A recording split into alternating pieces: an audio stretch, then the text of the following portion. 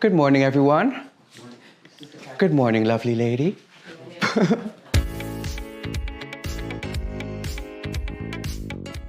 Well, I'm originally from Peru, and I came to Holland when I was 4 years old. I was just very myself when I was a young boy. And even when you're that young, you don't even think about gay, straight, trans. Not during that time. You know, you were with the boys or you were with the girls. I always need a little bit of coffee because without coffee, oh, that's the wrong draw. Hey, beautiful. Good morning, my love. Mwah. This is my partner, Andy.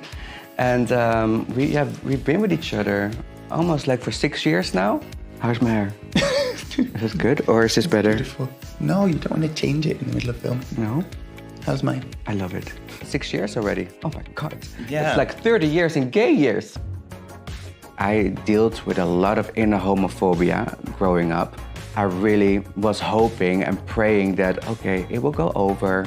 I will be straight one day. So I just tried to have like girlfriends. But when it got like a little bit more intimate, I was like, oh hell, oh no, we're not gonna go that way. At high school, everybody saw that I was gay.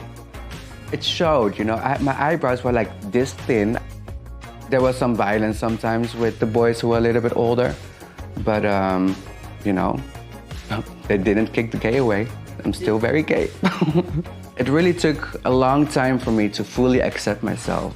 So when I was 21 years old, I came out to my mom. It was a very big argument, but I know my mom. And the most important thing for my mom is to have a home with love. So she decided to listen to me. My self-love really started at home. Home is the base. Home is where you can be yourself, where you can just take off the mask and just be who you are. My relationship with my mom is fabulous now, I must say. You know, I had a second coming out as a drag queen. And my mom was also like, oh my God, here we go again, this child, what's going on? I always say, drag has made me the man that I am today. You know, I discovered so many qualities in myself as a person and so much colors of myself as a person by doing drag. Drag is so much more than just putting a wig on and some makeup on. I always see people leave with a smile when they go to a drag show. That's a part of the job that I really enjoy. There was an incident last year, you know, that I was a victim of violence, and anti-gay violence. When you fall, it's how you get up.